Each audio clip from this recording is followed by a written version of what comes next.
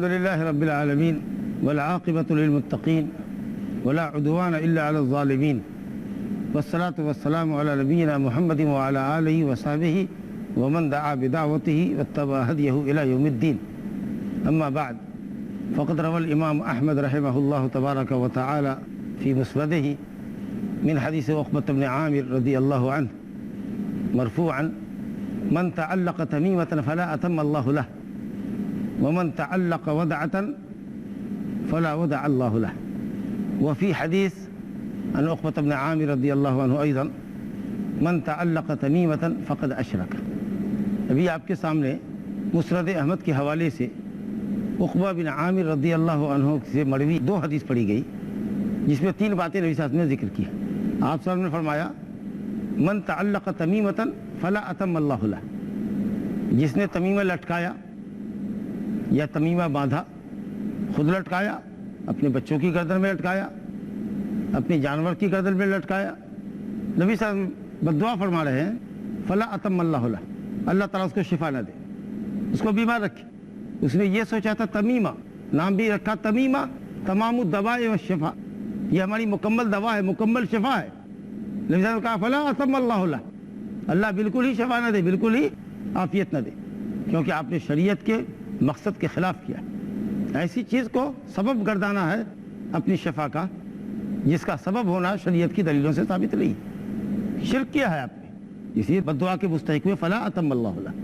اور تمیمہ جیسا کہ اہل علم نے لکھا ہے، مختلف طرح کے موتی، سنگریزے، دانت، ہڈی وغیرہ کے مجموعے کو گوندھ کر ایک دھاگے میں پرو کر گلے میں یا بازو میں یا جسم کے کسی حصے میں باندھا جائے، اس کو تمیمہ کہتے ہیں.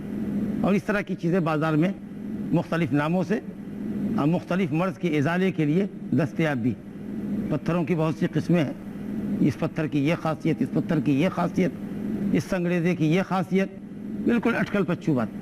فلا اتم اللہ لہ، اللہ تعالیٰ اس کی آرزو پوری نہ کرے، بددعا فرما رہے. عام طریقے سے اس طرح کی چیزیں لوگ اپنی حفاظت کے لیے، نظر بد سے بچنے کے لیے، شر و فساد سے محفوظ رہنے کے لیے ایسا کرتے ہیں. حالانکہ ایک مومن کا بیسیکلی بنیادی عقیدہ یہ ہونا چاہیے: لا مانع ولا دافع الا اللہ سبحانہ و تعالی، اللہ کے سوا کوئی مانع نہیں، کوئی دافع نہیں، کوئی پریشانی سے بچانے والا نہیں، کوئی آئی ہوئی بلا کو ٹالنے والا نہیں، کوئی آپ کا حفاظت کرنے والا نہیں اللہ کے سوا. ان پتھروں کے اندر، ان سنگریزوں کے اندر کیا خاصیت ہے؟ کوئی خاصیت نہیں ہے. کس دلیل کی روشنی میں آپ یہ بات کہتے ہیں؟ سبب بھی وہی صحیح ہے جو سبب شرعی ہو اور شریعت میں اس کو سبب گردانا ہو. یہ جائے کہ اس سلسلے میں جو بازار میں دستیاب ہے، لوگ عام طریقے سے استعمال کرتے ہیں تمائم وغیرہ، اس کو نبی صاحب نے شرک کہا ہے اور بددعا فرمائیے کہ اللہ تعالیٰ اس کو شفا نہ دے. تو اب اس کی حرمت میں کیا شک رہ گیا؟ لہٰذا اگر کوئی سبب سمجھ کے بھی استعمال کرتا ہے تو چونکہ شریعت نے منع کیا ہے، حرام کرتا ہے، وہ شرک اصغر کرتا ہے. لیکن اگر یہ سمجھے کہ یہ تمیمہ ہم کو فائدہ پہنچاتا ہے اور میں اس کو اگر نکال دوں تو میں مر جاؤں گا، ہلاک ہو جاؤں گا، واللہ وہ مشرک، شرک اکبر ہو جائے گا. اور یہی خطرہ ہے کہ لوگ شروع میں سبب سمجھتے ہیں، کیوں پہنا ہے؟ سبب ہے، فائدے کا سبب سمجھ کے پہنا ہے، لیکن بعد میں ایمان ایسا خراب ہوتا ہے کہ اسی کو نافع اور ضار سمجھ لیتے. والعیاذ باللہ. کہا: فلا اتم اللہ لہ، اللہ تعالیٰ اس کی آرزو پوری نہ کرے. اور اس کے بعد آپ نے فرمایا: ومن تعلق ودعۃ فلا ودع اللہ لہ، جس نے ودع لٹکایا، ودع شیء یخرج من البحر یشبہ الصدف، ایک ایسی چیز جو سمندر سے نکلتی ہے اور سیپ کے مشابہ ہوتی ہے، سیپ کے مشابہ چیز ہوتی ہے، اور اس کو گلے میں ڈال دیا. سیپ ٹائپ کی کوئی چیز کہ ہم سکون میں رہیں گے، عافیت میں رہیں گے. یہ بات بھی اسی تمیمہ کے قبیل کی ہوئی. یہ چیز ہم کو سکون عطا کرے گی، سکون کا ذریعہ بنے گی. تو نبی صلی اللہ علیہ وسلم نے بددعا فرمائی: فلا ودع اللہ لہ، اللہ تعالیٰ اس کو سکون نہ عطا کرے، اس کو ایسے ہی بے چین رکھے. تو سکون کیا ملے گا؟ تکلیف بڑھ جائے گی، کیونکہ نبی صلی اللہ علیہ وسلم نے بددعا فرمائی. ایمان بھی گیا، وہ تکلیف میں اضافے کا سبب بھی بن گیا، نبی کی بددعا بھی لگ گئی. اس قبیل کی جتنی بھی چیزیں لٹکائی جانے والی بازار میں دستیاب ہیں، وہ سب کی سب ممنوع ہے، علی الاقل حرام ہے، حرام ہے. اور رہا شرک کا معاملہ، تو شرک بھی ہے. اب شرک کی نوعیت میں جیسا کہ میں نے عرض کیا کہ اگر صرف سبب سمجھ کے کرتے ہیں تو چونکہ یہ غیر شرعی سبب ہے اس لیے شرک اصغر ہوگا.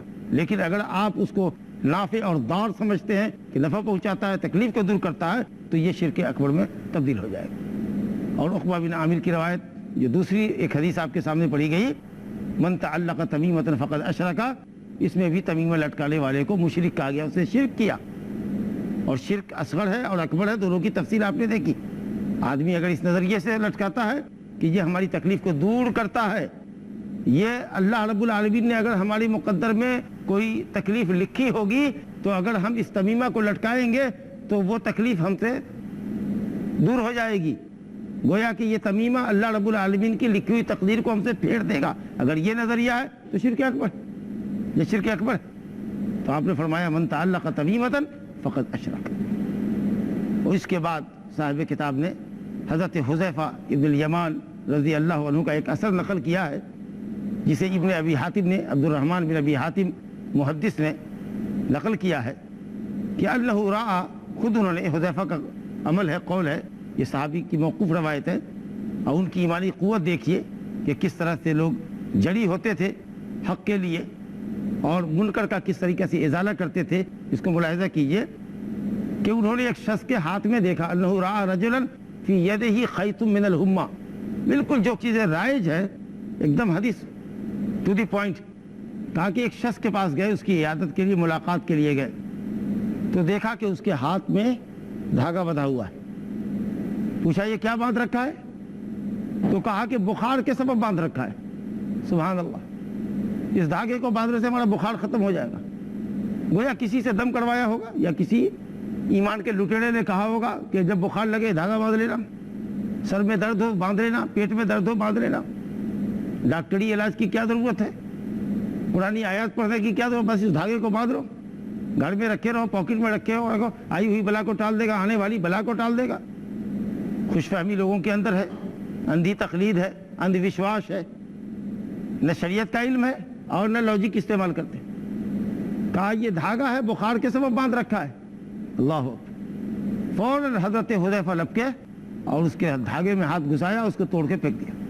اور آپ نے فرمایا حضرت حذیفہ نے کہ اگر تو اسی حال میں مر گیا، وہ حدیث یہاں نہیں ہے، مثلا ابن حبان میں، حاکم وغیرہ میں روایت ہے کہ اگر اسی حال میں تم مر جاتے تو میں تمہارا جنازہ نہیں پڑھتا، کیونکہ تمہاری موت شرک کی حالت میں ہوتی۔ توڑ کے پھینک دیا۔ اگر ازالے منکر پر آپ قادر ہو تو اس کو ہاتھ سے مٹا دیجیے، قبل اس کا کہ جس سے دھاگا باندھ رکھا ہے وہ آپ کو اجازت دے یا آپ اس سے اجازت دیجیے۔ کبھی کبھی ملاقات میں آپ ایسے لوگوں کو دیکھتے ہوں گے اور آپ نصیحت کرتے ہوں گے اور کچھ آپ کی بات سے مطمئن ہوتا ہوگا یا مطمئن نہیں بھی ہوتا ہوگا، تو بات کو ٹالنے کے لیے کہتا ہے کہ اچھا ٹھیک ہے ولی صاحب ہم اس کو نکال لیں گے۔ ایسا اگر کہ ارے نکالو کو، نکال لیں گے، ابھی نکال دیتا ہوں میں، ابھی نکال دیتا ہوں۔ اور اگر دیکھیے کہ ارے یہ کیا پہن رکھا ہے، مسلمان ہو، غلط ہے، اب وہ ذرا سا رکا، ایسا نہیں لگتا ہے کہ وہ فائٹنگ کرے گا آپ سے، تو الحمدللہ بڑھے اور ہاتھ ڈال کر کے اس کو توڑ کے پھینک دیا۔ لیکن جیسے ہی آپ نے ہاتھ بڑھایا وہ بفر گیا، نہیں آپ نہیں توڑ سکتے، آپ ہرگز ایسا نہیں کر سکتے۔ آپ دیکھ رہے ہیں کہ لڑنے بڑھنے پر آمادہ ہے، ہرگز نہیں آپ ہاتھ بڑھائیے، اس کو سمجھائیے آپ اسی کے مکلف ہیں۔ لا اینڈ آرڈر کو اپنے ہاتھ میں مت لیجیے، آپ اس کو سمجھائیے، اگر وہ خود سے نکالتا ہے ٹھیک ہے، نہیں نکالتا ہے کوئی حرج نہیں ہے۔ آپ نے حضرت عمران بن حسین کو کہا تھا کہ یہ کیا کڑا پہن رکھا ہے، کہ واحدہ کے سبب درد ہے، رگ میں درد ہے، بازو میں، آپ نے کہا اٹھا کے پھینک دو، انہوں نے نکالا اور پھینک دیا۔ اگر بات سے وہ سمجھ گیا، اس نے خود اپنی چیز نکال کے پھینک دی، تو مار پیٹ کرنے کی ضرورت نہیں ہے، آپ کو اپنا ہاتھ بڑھا کے نکالنے کی ضرورت نہیں ہے، کیونکہ وہ خود نکال رہا ہے۔ لیکن اگر وہ نہیں نکال رہا ہے اور آپ نکال دیتے ہیں، کوئی بڑا شر اس سے پیدا نہیں ہوتا ہے، تو آپ اس کی اجازت کا انتظار نہ کریں، آپ اس کو توڑیں اور اس کو پھینک دیں۔ اور اگر وہ یہ کہے کہ نہیں میں نکال لوں گا، تو کہ میرے بھائی کب نکالو گے، خیر کے کام میں دیری کرتے ہو، یہ شرک ہے، شر ہے۔ خدا نہ خواستہ اگر تمہاری موت ہو گئی اس کے اتارنے سے پہلے، تو سنو تم کامیاب نہیں ہوگے۔ حضرت حذیفہ بن یمان بزرگ صحابی ہیں، نبی صلی اللہ علیہ وسلم کے بہت سے راز و نیاز کے واقف تھے، انہوں نے اس کو توڑ دیا اور کہا کہ میں تمہارا جنازہ نہیں پڑھتا اگر یہ تیرے بازو پہ رہتا، لہٰذا ابھی میں کاٹ دیتا ہوں۔ اور اس طریقہ سے اس کو سمجھا بجھا کر اس سے منکر کو آپ ظاہر کیجیے اور حکمت کے ساتھ کام کیجیے۔ اور اسی موقع پر حضرت حذیفہ نے آیت کریمہ کی تلاوت کی، جو آیت شرک اکبر کے لیے ہے، اس کو شرک اصغر کے اوپر رد کرنے کے لیے پیش کر رہے ہیں۔ یہ بات درس میں ایک سے زیادہ مرتبہ آ چکی ہے کہ شرک اصغر کے رد میں صحابہ کرام سلف صالحین ان آیتوں سے استدلال کرتے تھے جو آیتیں شرک اکبر کے رد میں اتری، کیونکہ بہرحال شرک شرک ہے، اگر وہ چھوٹا بھی شرک ہے تو کسی بھی بڑے گناہ سے بڑا ہے، کیونکہ وہ شرک ہے، اس کی سنگینی کے لیے صرف اتنا ہی کافی ہے کہ وہ شرک ہے۔ تو حضرت حذیفہ نے اس موقع پر آیت تلاوت کی، جو آیت سورہ یوسف آیت نمبر 106 ہے، وَمَا يُؤْمِنُ أَكْثَرُهُمْ بِاللَّهِ إِلَّا وَهُمْ مُشْرِكُونَ۔ بہت سارے لوگ جو ایمان کا دعویٰ کرتے ہیں وہ مشرک ہیں۔ انشاءاللہ تعالی ایک مختصر سے بریک کے بعد سلسلہ کرام جاری رہے گا۔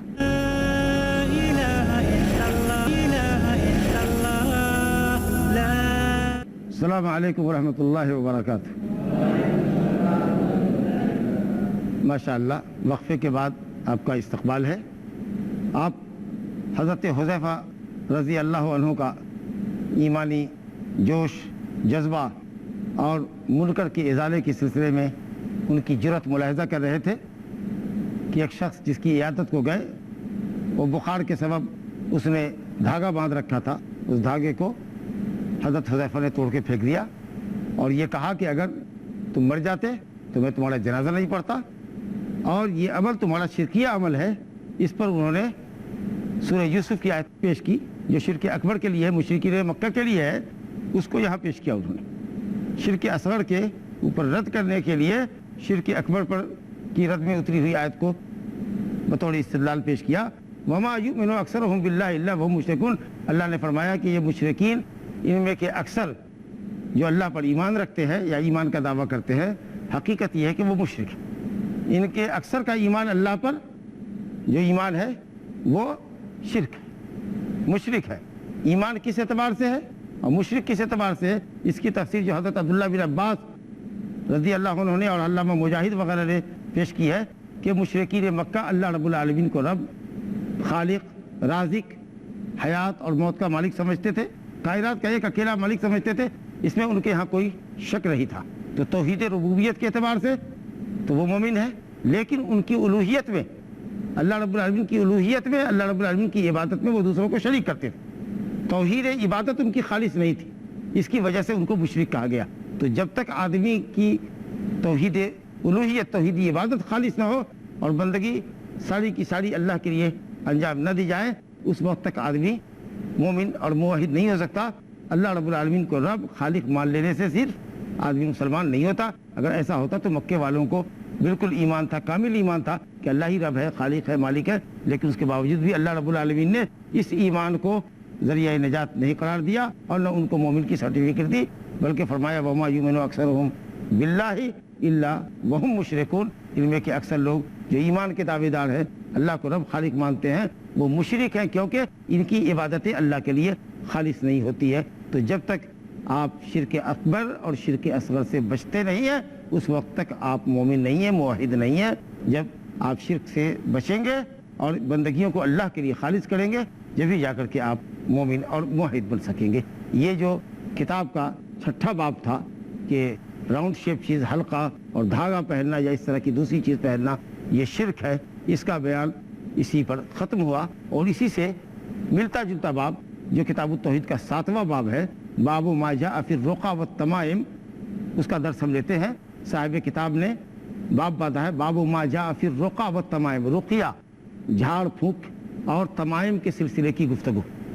یہاں صاحب کتاب نے قرآنی تعویذ کا بھی یہاں ذکر کیا ہے، اس لیے وضاحت کے ساتھ، صراحت کے ساتھ انہوں نے رقیہ کو شرک نہیں کہا، کیونکہ کڑا، چھلا، دھاگا اور اس طرح کی دوسری چیز کا شرک ہونا مطلق ثابت ہے، اس میں کوئی تخصیص نہیں آئی ہے۔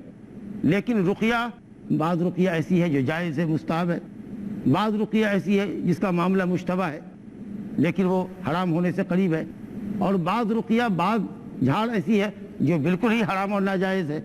تو اسی لیے اگر یہ حکم لگا دیتے کہ رقیہ شرک ہے تو سوال آتا کہ قرآن مجید کی آیتوں سے اگر کسی کو کوئی دم کر دے تو شرک کیسے ہوتا؟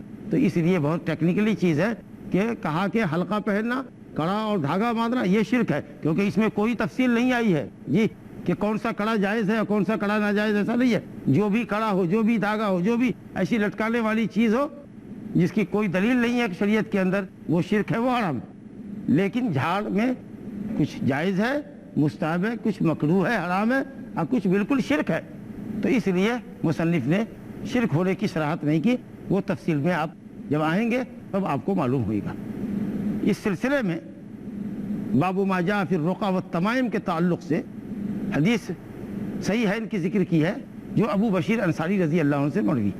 ابو بشیر انصاری رضی اللہ عنہ کہتے ہیں کہ میں نبی صلی اللہ علیہ وسلم کے ساتھ کسی سفر میں تھا، کنت مع رسول اللہ صلی اللہ علیہ وسلم فی بعض اسفارہ، میں آپ کے کسی سفر میں تھا۔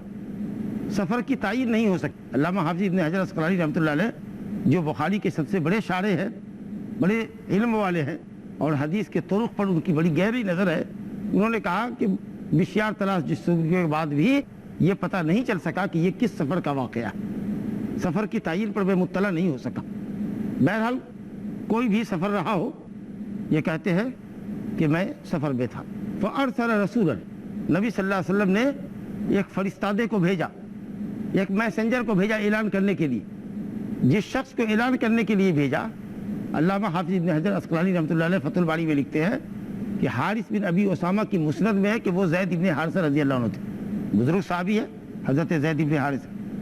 ان کو بھیجا، کہا جا کر کے لشکر میں یہ اعلان کر دو کہ اللہ یبقین فی رقبۃ بعیر قلادۃ من وتر او قلادۃ الا قطعت، اور فرمائیے یہ اعلان کر دو کہ کسی اونٹ کے گردن میں کوئی تانت کا قلادہ نہیں ہونا چاہیے، یا کہا کہ کوئی قلادہ نہیں ہونا چاہیے، تانت کا اور غیر تانت کا کوئی بھی قلادہ نہیں ہونا چاہیے۔ راوی کو شک ہے کہ آپ نے قلادۃ من وترین تانت کا قلادہ کہا، یا عمومی فرمایا قلادۃ، کوئی سا بھی قلادہ، کوئی بھی ہار جانور کے گلے میں، اونٹ کے گلے میں نہیں ہونا چاہیے، الا قطعت، مگر اس کو کاٹ دیا جائے۔ یہ تانت جو کمان میں لگاتے نا، جب یہ پرانی ہو جاتی تھی تو عرب اس کو اتار دیتے اور اس کی جگہ کمان میں نئی تانت لگا دیتے، اور پرانی تانت کو جانور کے گلے میں، بچے کے گلے میں باندھ دیتے۔ نظریہ یہ تھا کہ یہ نظر بد سے بچاتا ہے، آفتوں اور مصیبتوں کو دور کرتا ہے، سبحان اللہ۔ تو یہ تانت کا قلادہ ہوتا تھا۔ اور ویسے قلادہ تو جو جانور کے گلے میں ڈالتے ہیں، آپ نے بہت سے جانوروں کو دیکھا ہوگا، گھوڑے وغیرہ کے گلے میں لوگ ڈالتے ہیں، گائے بیل کے گلے میں ڈالتے ہیں، کئی طرح کی رسی، کئی رنگوں کی رنگی ہوئی رسی ہوتی ہے، اس کے اندر کچھ خوبصورتی کے لیے کوڑی وغیرہ ڈال دیتے ہیں، اس کو خوبصورتی کے لیے پہناتے ہیں۔ یہ نظریہ نہیں ہوتا کہ یہ تکلیفوں کو دور کرتا ہے۔ اگر تکلیفوں کو دور کرنے کے لیے، نظر بد سے بچانے کے لیے اگر اس میں کوئی سا بھی جز ڈالا، بھائی کیوں ڈالا؟ ارے اسے نہیں جانتے ہو، اس سے نظر بد سے جانور ہمارا محفوظ رہے گا۔ ارے کیا کرتے، شرک کرتے تو؟ کہا نہیں، ایسی خوبصورتی کے لیے ڈالا ہے، کوئی بھی نظریہ نہیں ہے، کوئی بھی عقیدہ ہمارا نہیں ہے، ایسے ہی عام قلادہ ہے۔ دیکھو رسی کا ہے، کہو تم کہتے ہو اتار دیتا ہوں، یہ دھاگے کا ہے، رسی کا ہے۔ لیکن تانت کا اگر قلادہ ہے، جیسا کہ اہل جاہلیت کرتے تھے، تو اگر آپ کا یہ نظریہ نہ بھی ہو تو یہ بات غلط ہوگی، کیونکہ مشرکین سے مشابہت ہوگی۔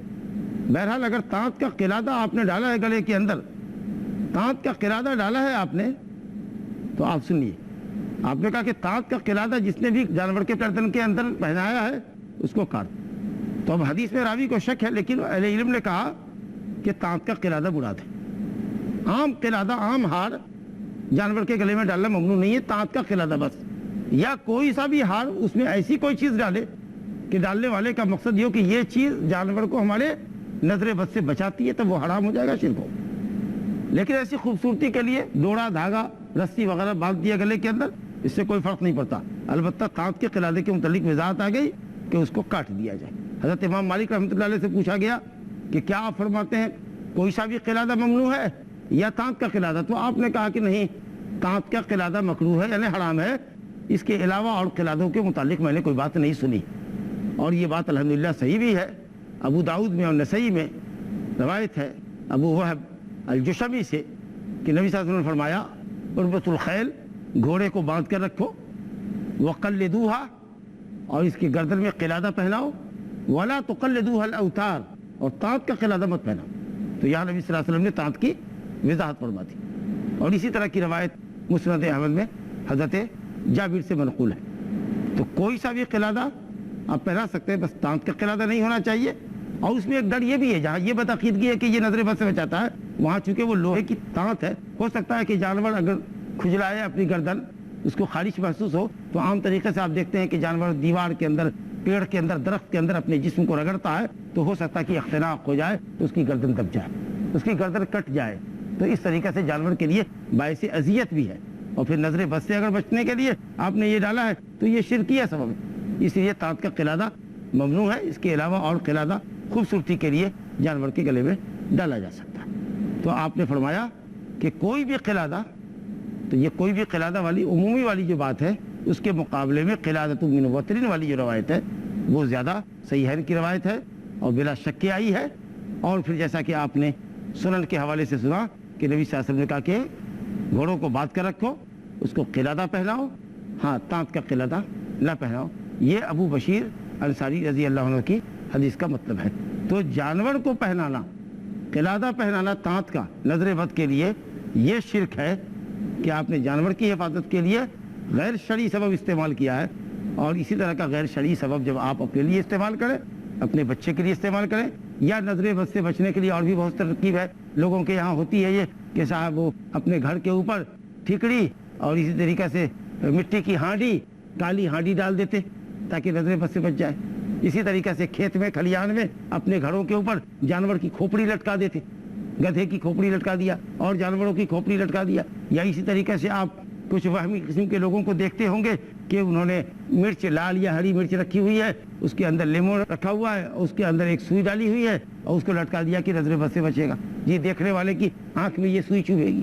اسی طریقے سے ہر علاقے میں لوگ اپنے اپنے طریقے سے کچھ اسی طرح کے بے بنیاد اسباب کو نظر بد سے بچنے کے لیے استعمال کرتے ہیں, جبکہ شریعت کے اندر نظر بد سے بچنے کے شرعی طریقے بھی موجود ہیں. دعائیں نبی صلی اللہ علیہ وسلم سے منقول ہے, لیکن ان چیزوں کا لوگ استعمال نہیں کرتے اور اس طرح کی غلط حرکتیں کرتے ہیں. اللہ رب العالمین لوگوں کو محفوظ رکھے. اور اس باب میں, رقیہ اور تمائم کے باب میں انشاءاللہ تعالی حضرت عبداللہ بن مسعود رضی اللہ عنہ کی روایت ہمارے سامنے آئے گی, جس کو انشاءاللہ تعالی ہم اپنے نئے درس میں, نئی مجلس میں آپ سے شیئر کریں گے. اسی پر ہم اس مجلس کو ختم کرتے ہیں. والحمدللہ رب العالمین. صلی اللہ علیہ نبینا محمد وآلہ وصحبہ اجمعین. اللہ یا ربی یا اللہ, اللہ یا ربی یا اللہ.